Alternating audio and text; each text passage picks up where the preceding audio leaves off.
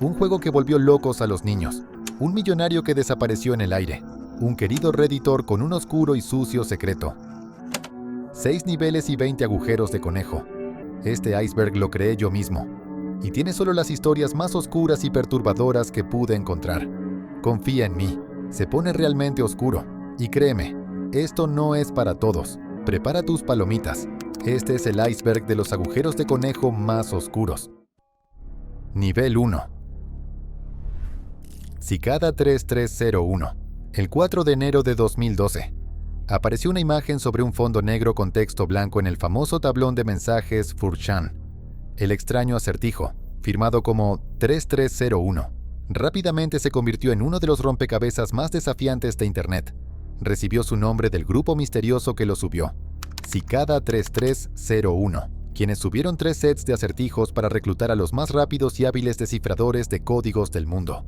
El primer rompecabezas comenzó con un juego ligero de códigos y de palabras, pero a medida que los participantes se adentraban más en él, se volvía cada vez más difícil. Marcus Warner fue uno de los pocos que completó la primera parte del rompecabezas. Afirma que lo interrogaron sobre su postura sobre la censura, la privacidad en Internet y la libertad antes de ser invitado a un foro secreto, y se le pidió crear y terminar un proyecto. No completó el proyecto, y el sitio web fue cerrado. La prueba había terminado. Al final del primer Cicada, muchos pensaron que todo era un juego o una broma publicitaria, pero nadie intentó sacar dinero de ello. Un año después de la publicación del primer rompecabezas, apareció una nueva imagen en el tablero de mensajes de 4chan. Hola de nuevo, nuestra búsqueda de individuos inteligentes continúa. Una vez más, la imagen llevó a una serie de acertijos que señalaban ubicaciones, y nuevamente fue cerrado tan pronto como los mejores jugadores completaron el rompecabezas. Esta secuencia se repitió en 2016, esta vez no como una imagen en 4chan, sino en Twitter. Sin embargo, el problema final aún no ha sido resuelto. Hasta el día de hoy, nadie sabe por qué fue creado. Muchas personas creen que la NSA, la CIA y el MI6 lo establecieron para encontrar posibles empleados, pero otros creen que Cicada 3301 es un culto o una sociedad secreta. La paradoja de Fermi. La paradoja de Fermi fue una idea del físico ítalo-estadounidense ganador del premio Nobel, Enrico Fermi. Según Fermi, dado que muchas de las estrellas y planetas en la galaxia son más antiguos que el Sol, algunos de esos planetas deberían haber desarrollado vida inteligente y viajes interestelares hace mucho tiempo. Por lo tanto, los alienígenas, o al menos sus sondas, ya deberían haber visitado la Tierra. En resumen, ¿por qué no se han encontrado alienígenas ni sus artefactos en la Tierra o en el sistema solar? ¿Y por qué no hay evidencia alguna de inteligencia extraterrestre? Fermi propuso 3 teorías para explicar por qué podría ser así. En primer lugar, el viaje interestelar simplemente no era posible. En segundo lugar, las civilizaciones alienígenas no creen que los humanos sean dignos de visitar. Y por último, las civilizaciones tecnológicas no duraron lo suficiente. Cuando Fermi murió en 1954, los únicos planetas que los científicos conocían eran los de nuestro sistema solar. Pero a medida que la tecnología avanzaba, descubrieron más y más de la galaxia. Esto solo ha expandido la paradoja. Ahora no solo se trata de que la Tierra no haya sido visitada por alienígenas, también es una cuestión de por qué no hay comunicación ni evidencia de inteligencia extraterrestre. Cada vez más científicos han intentado resolverla. Frank Tipler, profesor de física, argumentó que se necesitarían máquinas avanzadas para los viajes interestelares. Y como nunca se ha encontrado nada de eso en la Tierra, es probable que seamos la única inteligencia allá afuera. Otro argumento sugiere que nuestro planeta es un florecimiento temprano, el planeta más joven, por lo que los alienígenas vendrán, pero aún falta un buen tiempo. Algunos pensadores han sugerido que las civilizaciones tienden a autodestruirse una vez que su tecnología es lo suficientemente avanzada. Las numerosas crisis de guerra nuclear que han sucedido en nuestro propio planeta son una prueba suficiente, y si no se destruyeron a sí mismas con una bomba, lo habrían hecho destruyendo su atmósfera. También está la solución muy simple de que la Tierra y sus habitantes simplemente no son lo suficientemente interesantes como para que los alienígenas se molesten en venir. Cualquiera que sea la respuesta, la mayoría de los investigadores coinciden en que probablemente no haya una solución única para la paradoja de Fermi, y simplemente seguiremos teniendo más preguntas que respuestas. La desaparición de Satoshi Nakamoto. ¿Quién es exactamente Satoshi Nakamoto? Bueno, para empezar, ese no es un nombre real. Es un seudónimo utilizado por la persona que inventó la primer criptomoneda, Bitcoin, en 2009. Nadie sabe nada sobre el escurridizo Satoshi. ni su nombre, género ni nacionalidad. Pero su nombre pronto estuvo en boca de todos cuando esta criptomoneda digital se separó de las instituciones financieras tradicionales. Muchos entusiastas de Bitcoin sugieren que podría ser el mayor disruptor financiero de todos los tiempos, al desmantelar nuestra dependencia de las instituciones financieras. Mientras que países como Canadá, Estados Unidos, China y el Reino Unido luchan por regular el Bitcoin. Algunos países como El Salvador ya lo han hecho moneda de curso legal. Cuando Nakamoto comenzó a acumular sus Bitcoins, nadie más realmente los estaba minando. Luego, en mayo de 2011, poco más de 2 años después de lanzarlo al mundo, simplemente desapareció, dejando atrás una reserva de aproximadamente 1 millón de Bitcoins, valorados en unos $73,000 millones, lo que lo colocaría entre las 15 personas más ricas del planeta. Desde entonces no se ha tocado. Sin embargo, a pesar de este tesoro de riqueza, no se ha movido ni un solo Bitcoin original de Nakamoto ni ha cambiado de manos. ¿Se perdieron? ¿Fueron robados? ¿O será que su privacidad es más valiosa que arriesgarse a ser identificado al cobrar una gran cantidad? Para muchos, esta aparentemente rigurosa preservación del anonimato por encima de la ganancia financiera le da a la historia de Bitcoin una sensación algo mística. El Proyecto Montauk. El Proyecto Montauk es un conjunto secreto de experimentos realizados ilegalmente por el gobierno de los Estados Unidos, en la estación aérea de Montauk, para avanzar en la tecnología de control mental. Estudiaron los viajes en el tiempo y los viajes interdimensionales, todo para desarrollar técnicas de guerra psicológica. A mediados de la década de 1980, circulaban rumores de que el ejército estadounidense había estado realizando experimentos con estas técnicas en el extremo oeste de Long Island. Así que, cuando Preston Nichols publicó un libro sobre el Proyecto Montauk en 1992, muchos creyeron que era la prueba que estaban buscando. Según Preston, el libro hablaba sobre sus recuerdos de su tiempo como investigador del proyecto.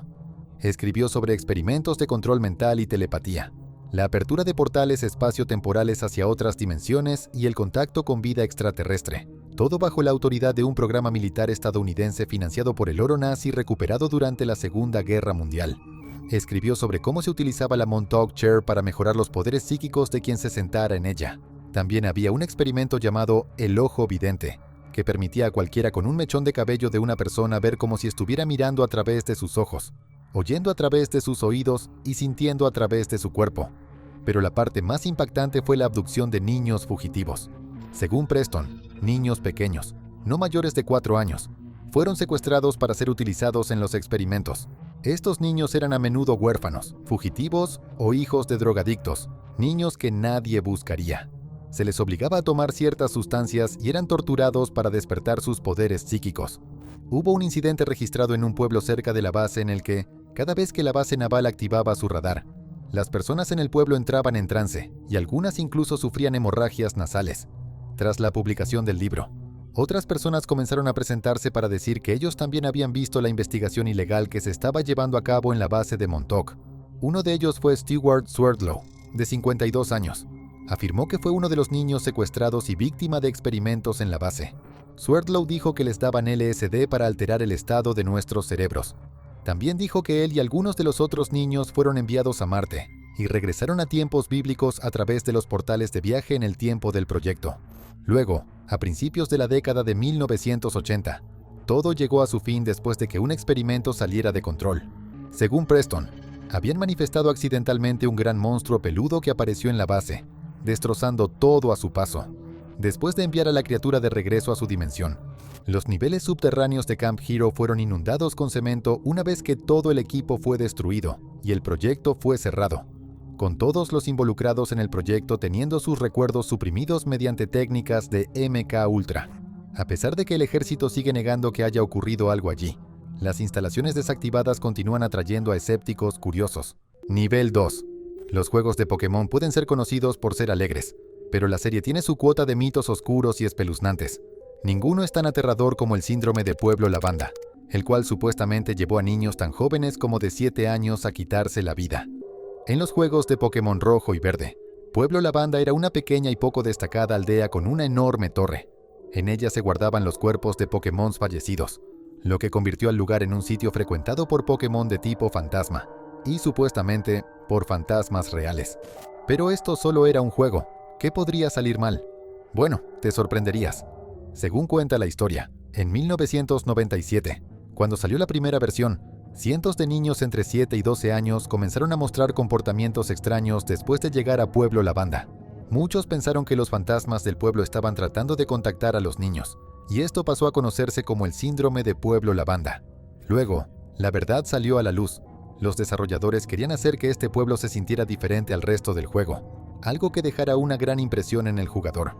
Además de la idea macabra de incluir un cementerio en un juego, hicieron que la música de fondo fuera inquietante, utilizando frecuencias de sonido ligeramente distintas.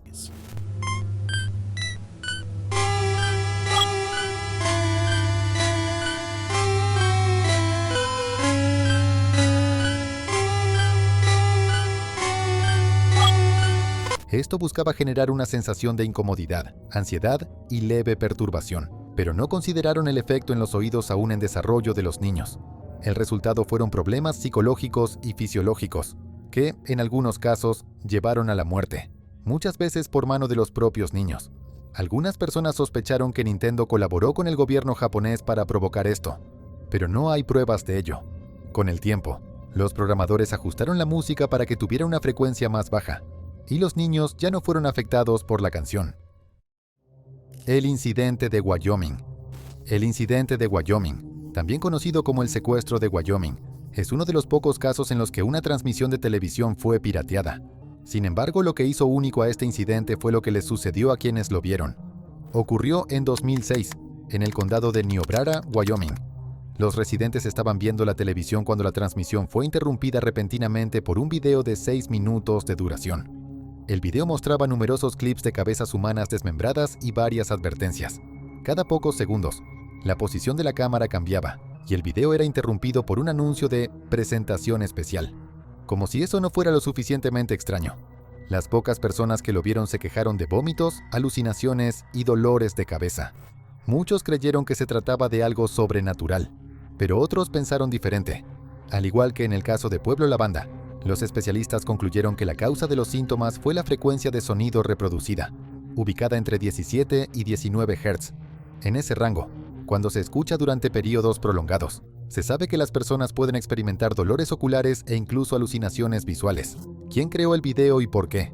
Esa es una respuesta que, hasta el día de hoy, sigue siendo un misterio. El verdadero Truman Show. La ilusión de The Truman Show, también conocida como síndrome de Truman o trastorno de Truman, es un tipo de delirio en el que la persona cree que su vida es un reality show organizado, o que está siendo observada a través de cámaras. Debe su nombre a la película de 1998, The Truman Show. En la película, un hombre descubre que está viviendo en una realidad construida y televisada globalmente las 24 horas del día. Desde que estaba en el útero, toda su vida ha sido transmitida por televisión, y todas las personas en su vida son actores pagados.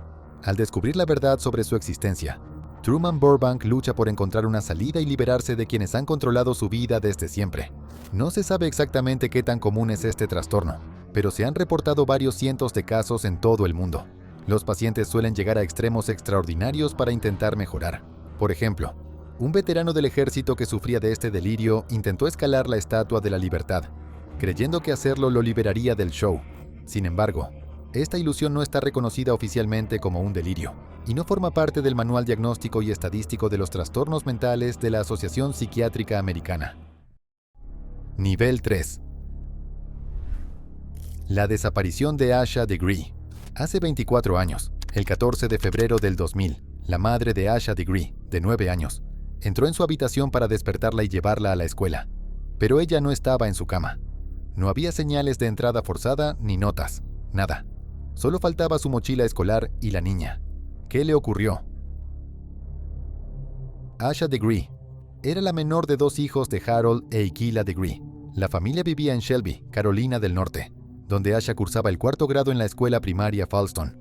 Era descrita como una niña tranquila, tímida, buena estudiante y con una vida hogareña feliz.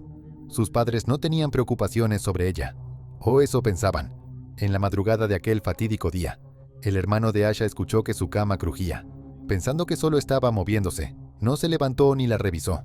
Fue hasta que su madre lo despertó a las 6:30 de la mañana y le preguntó dónde estaba su hermana que él se dio cuenta de que lo que había oído era algo más. La mochila negra de Asha y su bolso de Tweety Bird habían desaparecido de su habitación, junto con algo de ropa. Lo más desconcertante de todo era que todas las puertas de la casa estaban cerradas con llave. No parecía un secuestro. Pronto comenzaron a llegar pistas. 2 camioneros reportaron haber visto a Asha entre las 3:30 y las 4:15 de la mañana. La niña de 9 años estaba a 1 milla de su casa, caminando en dirección al pueblo de Shelby. Una persona trató de asegurarse de que estuviera bien, pero Asha se adentró en el bosque. Otra persona afirmó haberla visto subirse a un auto distintivo, un modelo verde oscuro de principios de los años 70. Sin embargo, según todos los indicios, Asha había salido voluntariamente de su casa. Había empacado su mochila con algo de ropa y se llevó las llaves de la casa. Sus padres no podían entender por qué habría salido. Tenía una vida hogareña bastante cómoda, aunque admitieron que los últimos días habían sido complicados. 2 días antes de su desaparición, cometió una falta en un juego de baloncesto. No se le permitió seguir jugando con su equipo y eventualmente perdieron el partido. Asha era muy competitiva y no lo tomó bien. Sin embargo, su familia insistió en que al día siguiente estaba bien, pero no hay manera de saber si realmente era así. También se mencionó un libro que su clase estaba leyendo en la escuela, The Whipping Boy. En la historia, los niños huían y vivían aventuras antes de decidir regresar a casa. Pero la teoría de que Asha simplemente había huido se desmoronó 3 días después. Su lápiz, un marcador y un lazo para el cabello de Mickey Mouse fueron encontrados en la entrada de un cobertizo de herramientas. Sus pertenencias estaban cerca del tramo de carretera donde la habían visto. 1 año después, su mochila fue hallada dentro de bolsas de plástico negras, enterrada a 26 millas de la casa de su familia y en dirección opuesta a donde ella caminaba. Cerca del lugar, se encontraron huesos de animales y un par de pantalones caqui de hombre. La desaparición de Asha parecía un caso criminal con juego sucio involucrado, pero no se arrestó a ningún sospechoso. En 2020, un recluso llamado Marcus Mellon afirmó estar implicado en su desaparición y cumplía condena por delitos sexuales contra niños, pero la investigación no llegó a ningún lado. 24 años después de la desaparición de Asha, el caso sigue abierto. En septiembre de 2024, la policía encontró un auto que coincidía con la descripción del vehículo en el que la habían visto subir. ¿Será otro callejón sin salida? ¿O el avance que tanto se necesita en el caso? Solo el tiempo lo dirá. Red Rooms. En septiembre de 2015, un rumor perturbador comenzó a circular en 4chan y Reddit. Un grupo misterioso afirmaba haber capturado a varios combatientes del Estado Islámico y prometía torturarlos y matarlos en vivo en la Dark Web. El sitio mostraba una cuenta regresiva para la hora señalada de la transmisión. Esto es un ejemplo de lo que se conoce como un Red Room, que básicamente es una parte siniestra de la Dark Web donde, por el precio adecuado, supuestamente todo está permitido. Hay muchas teorías sobre el origen del nombre, desde una película de terror de los años 80 en la que se mostraba tortura en vivo en una habitación pintada de rojo, hasta la frase Red Room, que deletrea murder, asesinato en inglés al revés. Nadie sabe con certeza de dónde viene el nombre. Se rumorea que en estos lugares ocurren cosas como peleas entre personas, experimentos humanos e incluso asesinatos. Sin embargo, muchas de estas historias son inventadas en Reddit y 4chan, como el caso de los combatientes del Estado Islámico. Después de toda la expectativa, el evento terminó con un video de 21 minutos donde obligaban a un hombre a comer tocino. Nadie fue asesinado. Aunque algunos creen que los Red Rooms son un mito urbano o una estafa, ha habido casos en los que las agencias de aplicación de la ley han afirmado haber cerrado Red Rooms o arrestado a sus operadores. Nivel 4. BlankRoomSoup.avi. Blank Room Soup fue originalmente llamado Freaky Soup Guy. Es un video extraño de 1 minuto que se subió en 2005. El video comienza de forma inocente. Un hombre en una habitación blanca comiendo sopa de un tazón. Luego, aparece una figura extraña con un rostro blanco y 2 agujeros vacíos y muy separados en lugar de ojos. Esta mascota empieza a frotarle los hombros al hombre en un gesto de consuelo. Es entonces cuando queda claro que el hombre está llorando.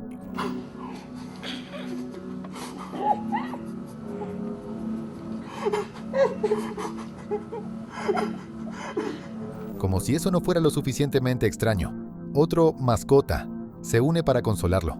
Pero las lágrimas del hombre no son el único sonido en la habitación. También se escuchan risas. Ahí es cuando el video termina. Varias explicaciones bizarras surgieron para tratar de explicar el video. Una de las teorías más populares es que el clip era parte de una snuff film, una película que documenta un asesinato. Los creyentes de esta teoría estaban convencidos de que en una versión más larga del video, El hombre que comía sopa había sido asesinado. Otra teoría sugiere que las figuras le dijeron que se lo comerían una vez que terminara su comida. Una variante de esta idea afirma que el hombre estaba siendo obligado a comer los restos de su familia asesinada. En algunas versiones, se trata de su esposa, en otras, de su esposa y su hijo. También hay quienes dicen que el video es una pieza de arte visual sobre el pecado de la glotonería. Pero, hasta el día de hoy, nadie sabe quién hizo el video o por qué. Unidad 731. Mientras que los Estados Unidos usaron MK Ultra para experimentar con armas biológicas, no fueron los únicos en hacerlo. Durante la ocupación de China por parte de Japón, Japón comenzó a realizar experimentos poco éticos en humanos, que resultaron ser algunos de los crímenes de guerra más horribles jamás registrados. Esto llegó a ser conocido como la Unidad 731. En 1925, el Protocolo de Ginebra prohibió el uso de armas biológicas en conflictos entre estados, pero para Japón, eso solo significaba que era un arma efectiva. En 1931, establecieron la Unidad 731 con la orden de probar, producir y almacenar armas biológicas. Al principio comenzaron a hacer pruebas con voluntarios del ejército, pero los experimentos se volvieron cada vez más depravados, y los voluntarios escasearon. Fue entonces cuando la unidad fijó su mirada en prisioneros de guerra chinos, mongoles, coreanos y rusos. También hicieron uso de cautivos civiles, hombres, mujeres, niños y ancianos. Nadie fue perdonado. Con el consentimiento fuera de la mesa, los experimentos tomaron un giro barbárico. Uno de los experimentos consistía en descubrir cómo tratar la congelación. Los miembros de los cautivos se sumergían en agua helada hasta que se congelaban por completo. Luego, trataban de descongelar el apéndice congelado vertiéndole agua caliente o acercándolo a un fuego abierto. Otro experimento atroz consistía en infectar intencionadamente a los cautivos con enfermedades como cólera y peste, y extraerles los órganos mientras aún estaban vivos y conscientes. La efectividad de las armas era otra prueba importante. Los cautivos eran llevados a campos de tiro, y les disparaban desde diferentes distancias para que los investigadores pudieran probar los patrones de las heridas y la penetración de las balas. También lo hacían con bayonetas y espadas, lanzallamas y granadas. A veces, las cautivas eran embarazadas a la fuerza y expuestas a enfermedades, armas químicas e incluso balas. Luego las abrían para estudiar el efecto en los fetos. Cuando el cuerpo de un prisionero se agotaba, lo mataban con una inyección letal, disparos o lo enterraban vivo. Pero estas eran solo misiones secundarias. El objetivo de la Unidad 731 era desarrollar armas de destrucción biológica masiva. A los cautivos se los infectaba con enfermedades letales y de rápida propagación. Los que se enfermaban más rápido eran desangrados hasta morir. Luego su sangre se ponía en un nuevo grupo de cautivos para infectarlos. Repetían este proceso hasta tener cautivos infectados con la cepa más viral. Los prisioneros infectados fueron expuestos a pulgas para que les succionaran la sangre. Aproximadamente 30.000 pulgas fueron selladas en cápsulas listas para ser desplegadas. El 4 de octubre de 1940, los bombarderos japoneses desplegaron estas cápsulas sobre una aldea china. Casi todos fueron mordidos por las pulgas. En total, 3.000 chinos perdieron la vida. Planeaban hacer más bombas de pulgas y lanzarlas en San Diego. Pero antes de que pudieran llevar a cabo el plan, se lanzaron las bombas atómicas en 1945. Para cubrir sus huellas, los líderes japoneses ordenaron inmediatamente que la Unidad 731 fuera destruida y que los prisioneros de guerra sobrevivientes fueran ejecutados. Muchos de los principales médicos que trabajaron en la Unidad 731 recibieron inmunidad de juicio por crímenes de guerra por parte de Estados Unidos, a cambio de contarles sobre los experimentos. Algunos incluso fueron reclutados para trabajar en el programa de guerra biológica de Estados Unidos. Alex de Tennessee. En abril de 2013, un usuario anónimo de 4chan publicó coordenadas de un premio que había escondido, con una vaga instrucción de estacionarse cerca y caminar hasta ese punto para descubrir el secreto. Durante 5 días, siguió provocando a alguien para que apareciera, mientras publicaba fotos extrañas, incluidas lo que parecía ser una mano en descomposición, varias bolsas plásticas e incluso un sótano débilmente iluminado. Para muchos usuarios de 4chan, la idea de presentarse en un sótano oscuro a partir de una publicación anónima parecía una locura. Pero un usuario no se desanimó, Alex de Tennessee, quien publicó un hilo de seguimiento, diciendo que ya estaba en el lugar. Comenzó a publicar fotos de lo que dijo era un sótano de tierra, que contenía varios objetos aparentemente aleatorios, como cables, botellas de pastillas, frascos vacíos y una bolsa plástica. Escribió que había una pelvis momificada y un plato de papel doblado. Cuando lo desdobló decía: «El plato es una cita muy importante. No debiste haber venido, mentí». Poco después, Alex publicó: «Oigo a alguien afuera conduciendo muy despacio sobre la calle. Creo que es hora de mi cita». Esas serían sus últimas palabras en 4chan. Muchos creyeron que algo terrible le había sucedido, pero otros no estaban tan seguros. Están convencidos de que todo fue una farsa. Para empezar, estaba publicando con demasiada frecuencia, con una foto cada minuto y medio. Considerando que él tomaba las fotos y escribía los subtítulos, es más probable que tuviera esas fotos a mano y las estuviera publicando desde una computadora de escritorio. Pero nadie está 100% seguro. Una broma inofensiva o un crimen perfecto. Este es un acertijo que los detectives en línea aún están tratando de resolver. Los asesinatos de Hinterkaifeck. La granja de Hinterkaifeck era un granero y una casa en Baviera, Alemania. En 1922, era hogar de 6 miembros de la familia Gruber. Andreas Gruber, de 63 años, su esposa, su hija viuda Victoria, sus 2 hijos Cecilia y Joseph, y su nueva sirvienta. El 4 de abril de 1922, los vecinos se preocuparon porque no los habían visto en varios días. No se habían presentado en la iglesia, y la hija de Victoria no había ido a la escuela. Pero nada los preparó para lo que encontrarían. Los cuerpos de Andreas Gruber, su esposa, su hija y su nieta, fueron encontrados en el granero cubiertos con heno. Los habían atraído fuera de la casa y matado uno por uno con un hacha. Mientras que los otros 3 murieron al instante, la niña de 7 años permaneció viva y en estado de shock.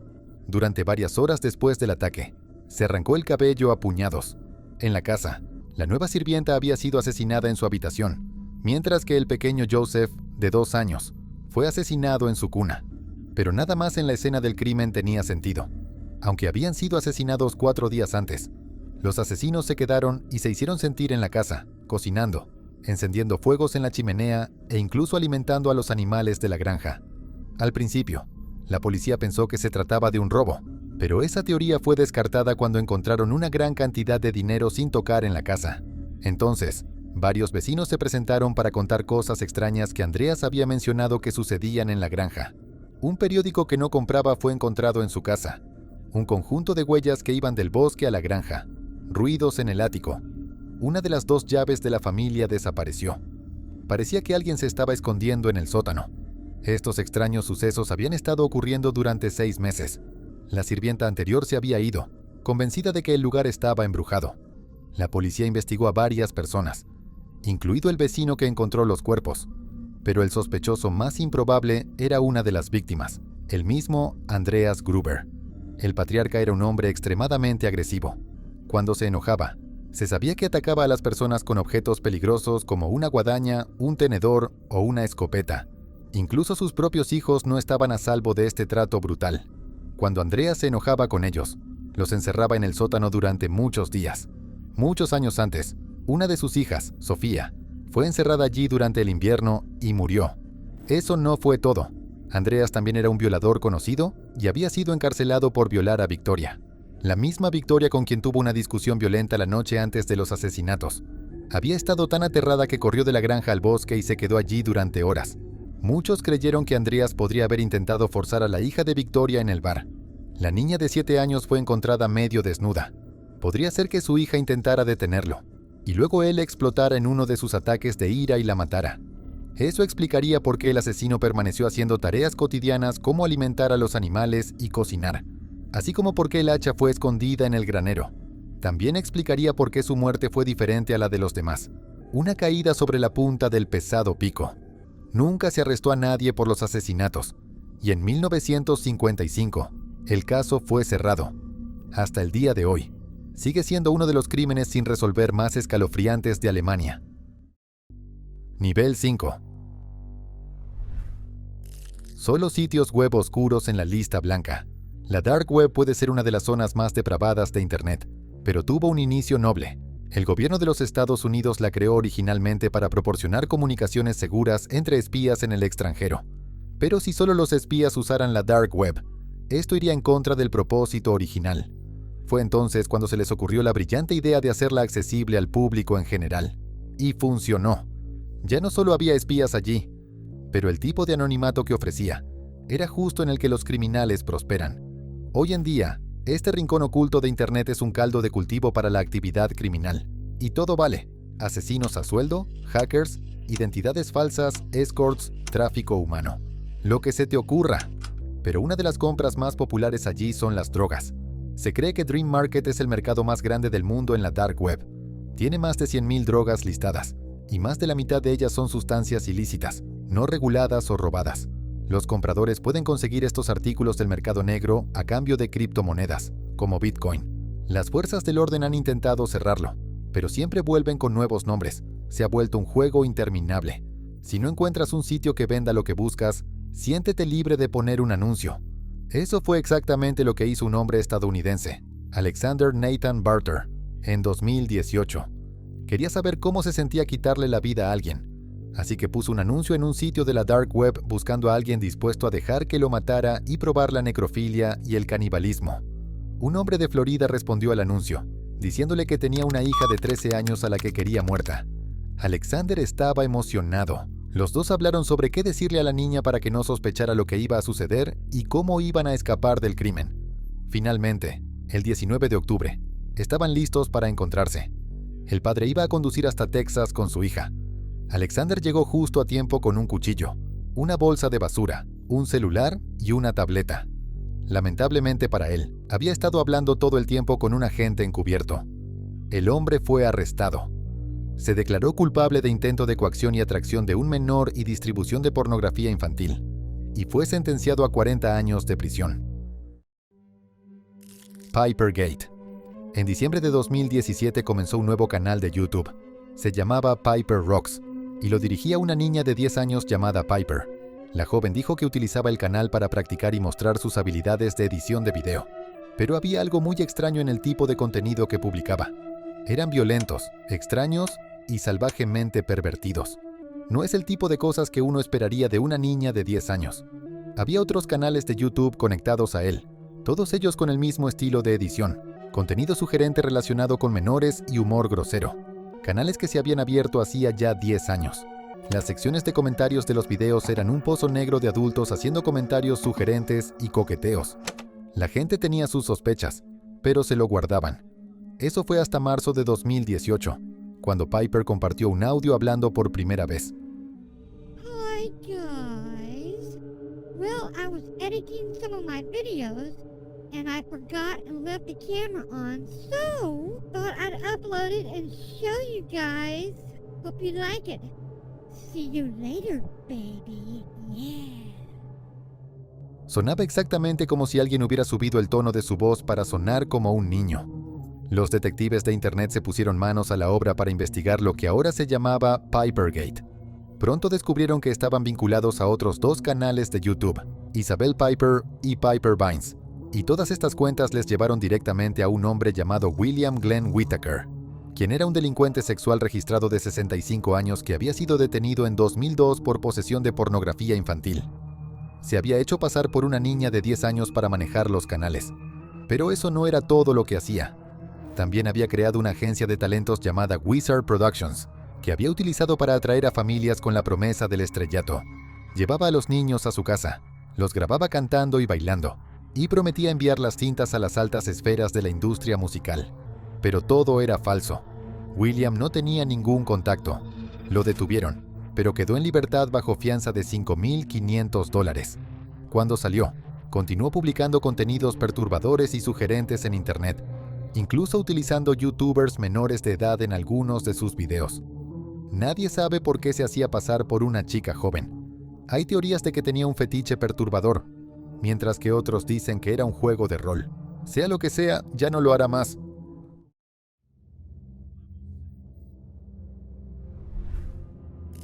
San Valentín con Lindsay. San Valentín con Lindsay. Podría sonar romántico, pero no te dejes engañar por el nombre. En realidad, fue un siniestro plan para un tiroteo masivo el 14 de febrero de 2015. Y todo comenzó con un meme creado por Lindsay Suvanarad, una joven de 23 años. Lindsay era una mujer estadounidense obsesionada con los neonazis y los tiroteos en escuelas. Estaba particularmente fascinada con la masacre de la escuela secundaria Columbine y tenía un blog con el título School Shooter Chick, que significa estilo de tirador escolar. Allí publicaba muchos memes con el hashtag Columbine. Un día uno de esos memes llegó a James Gamble, un joven de 19 años también obsesionado con los tiroteos en escuelas. Los dos comenzaron a hablar y floreció un romance en línea. Pronto comenzaron a hablar sobre cometer su propio asesinato masivo. Justo a tiempo para el día de San Valentín, Lindsay volaría a Halifax. El mejor amigo de James, Randall Shepard, la recogería en el aeropuerto y la llevaría a la casa de James. Para entonces, él habría matado a sus padres, por lo que tendrían la casa solo para ellos y perderían su virginidad juntos. Al día siguiente, cometerían lo que planeaban que fuera uno de los tiroteos masivos más horribles de la historia de Canadá. Irían a la zona de comida del Halifax Shopping Center, armados con un rifle, una escopeta y cócteles Molotov que Randall había preparado. Lindsay dispararía, y James llevaría un cuchillo de caza para matar a cualquier persona herida.